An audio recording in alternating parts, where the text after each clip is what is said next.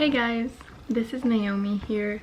My name is Naomi Iris and I do faith-based videos. And for today's video, I was thinking of what God did in my life and how God created a path in my life that could help others see how God orchestrates things when you fully surrender your will and you die to your old self. And I have a really bad memory, and a lot of things that happen and they just pass by. I don't remember them. My memory of like things is so small and so weak, and unfortunately I don't like have stories to tell because most of the stuff is in my head and is current and the future. So when it comes to the past, I had to think for a second, for a long second, and I looked at how it was an exercise that you should do too, and I looked at how I got here and how God has been moving me, but not just looking at past year, but looking at my life, big picture. And I remember when I was, so this is my story today, the story that I'm sharing. I remember when I was around like a teenager, like I think I was 12, 13, 14, 15, I don't know. I got baptized at 16 years old, so that's 10 years ago. I think a bit before I got baptized, I was born again, I prayed that I want God to do his will in my life and not let me led astray. Like that was my prayer. Like I don't want to led astray.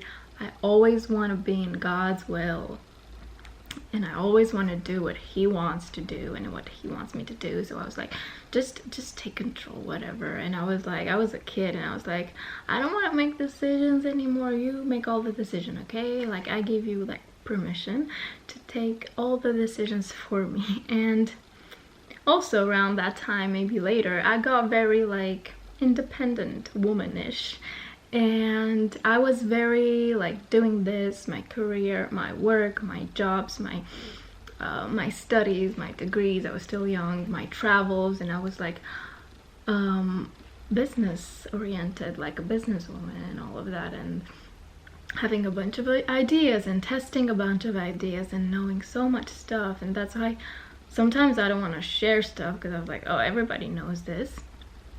But no, not everybody knows this. And sometimes I'm not even sharing how I grow and how I learn about God, because like I'm like, oh yeah, everybody knows this, but no. So when I was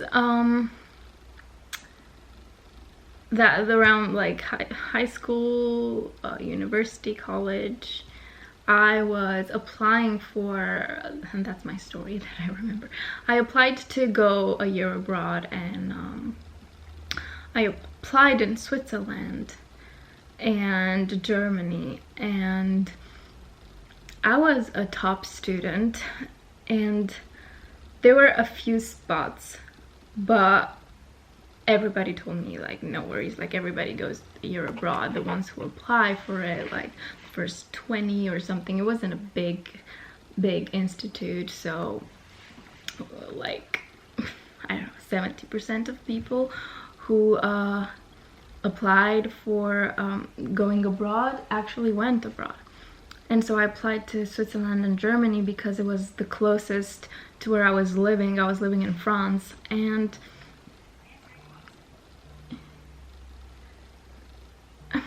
I'm leaving.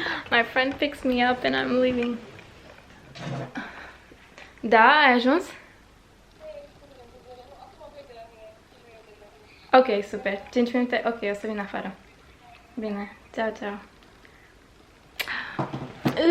5 minutes. So, I applied for going to Switzerland. This will be quicker than I thought. I applied to go into Switzerland, and because it was the closest to France, and like I didn't get it.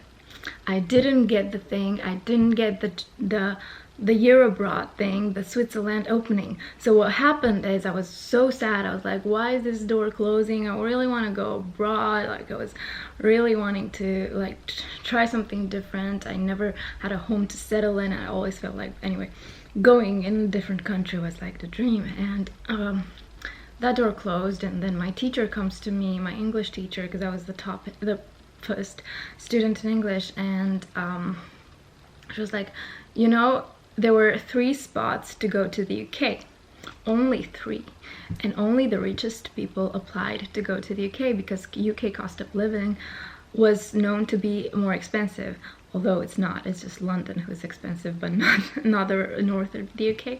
So I didn't apply to the UK because I thought it was going to be very expensive, and only 3 people were able to go. There were only 3 spots for UK, and she came to me and was like, Naomi, one guy who was supposed to go to England backed up, so there's a spot free. And instead of taking the next person on the line, because people were waiting on the line, you know, a lot of people applied for the UK, not just 3, but there were just 3 spots. And instead of taking the 4th person to bring them, she asked me, although I didn't apply to go to the UK. She was like, I think you should go to the UK. She was not a prophet or anything, but she knew my English level was good, and she really wanted me to go to the UK, and going in that university was like, because the UK actually had a program where you're able to have 2 degrees, a French one and a UK bachelor, whereas the other countries, all the other countries in Europe, you only had 1, like the French diploma.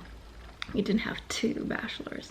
So I had the chance to have a UK bachelor recognized internationally, although I was just 1 year abroad first. So, you know, whether you try it or not, when you try it so hard, when you really surrendered to God, God is still putting you in the place He wants to put you when you really surrendered and you asked Him to direct your steps. So for the nomads out there who don't know and are in a state of confusion of like not knowing where are we going next, to the nomads, to the missionaries, to the people who are out there in different countries and don't feel like they belong anywhere, it's God who directs the steps, not you. It's God who opens the door, so don't worry. Don't worry. He's in control. If you surrender, you won't miss it. If you're staying and doing what the Word says, if you're obedient to God, if you pray, if you ask for wisdom, He will do it. Don't think you missed an opportunity. You didn't miss an opportunity. That was it, guys. I have to go. Bye. Have a blessed weekend.